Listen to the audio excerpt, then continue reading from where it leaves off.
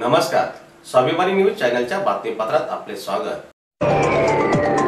पालकमंत्रींच्या अध्यक्षतेखाली झाली धुळ्यात जिल्हा क्रीडा संकुल समितीची बैठक। धुळे जिल्ह्यातील खेळाडूंना चांगल्या क्रीडा सुविधा उपलब्ध होण्यासाठी धुळे जिल्हा क्रीडा संकुलात विविध सुविधा निर्माण करण्याच्या 16 कोटी रुपयाच्या कामांना मंजुरी देण्याबरोबरच तालुक्यात क्रीडा संकुलाच्या धर्तीवर अपर तहसील कार्यालयाच्या ठिकाणी क्रीडा संकुल उभारण्यास शासनाची मंजुरी मिळावी याकरिता क्रीडा विभागास प्रस्ताव सादर करण्याच्या सूचना धुळे जिल्ह्याचे पालकमंत्री जयकुमार भाऊ रावल यांनी दिल्या आहेत। दरम्यान धुळ्यातील जिल्हा क्रीडा संकुल कार्यालयात पालकमंत्री जयकुमार भाऊ रावल यांच्या अध्यक्षतेखाली जिल्हा क्रीडा संकुल कार्यालयात समितीची बैठक संपन्न झाली।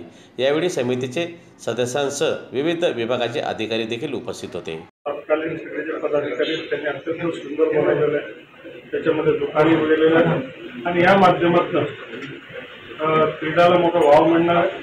जिल्ह्याच्या सर्व लोकप्रतिनिधी आणि अधिकाऱ्यांनी संकल्प केला आहे की येणाऱ्या काळामध्ये क्रीडाला आपल्या जिल्ह्यामध्ये वाव द्यायचं। जिल्हा क्रीडा संकुलला आम्ही असं सूचित केलेलं आहे की मध्ये मध्ये समर ट्रेनिंग कॅम्प घ्यायचे, त्याच्यासाठी पैसे आम्ही खर्च करतो। जिल्ह्यातल्या सामान्य मुलांना 7 दिवसाचा ट्रेनिंग कॅम्प असे वर्षामध्ये 4-5 ट्रेनिंग कॅम्प ते घेणारे, मुलींचं सेपरेट, मुलांचं सेपरेट, त्याच्यामध्ये त्याचं ट्रेनिंग प्लॅनिंग शिकवणं, त्यांना त्याच्यामधनं क्रीडाच्या विविध स्पोर्ट्स त्याचं प्रशिक्षण, त्या सगळ्या गोष्टी करणार।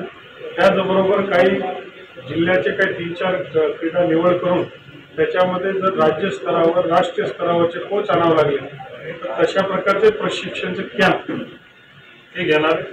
काही दुकानांच्या गरुड स्टेडियमच्या ठिकाणी दुकानांचा विषय मागच्या 20 वर्षापासून प्रलंबित होता, तोही आम्ही निकाली केला, त्याचे धोरणात्मक निर्णय घेतला आणि त्या माध्यमातून जिल्ह्यामधला सामान्य युवा आणि युवती यांना क्रीडामध्ये भाग घेता येईल। युवा युवतीच काय तर जर कोणी 80 वर्षाचा असेल आणि त्यालाही स्पोर्ट्समध्ये भाग घ्यायचा असेल तर सर्व लोकांनी क्रीडामध्ये भाग घेतला पाहिजे आणि त्यांना वाव देण्यासंदर्भात क्रीडा विभाग तत्पर राहणार आहे। या स्टेडियमला व्यवस्थित करणं, याच्यामध्ये सुविधा उपलब्ध करणं, महानगरपालिका पाण्याची व्यवस्था करणार आहे, अनेक गोष्टी त्याच्यामधून चर्चा झाली आणि त्या माध्यमातून आता पुढच्या काळात दर 2 ते 3 महिन्यामध्ये बैठक होऊन या सगळ्या गोष्टी वाव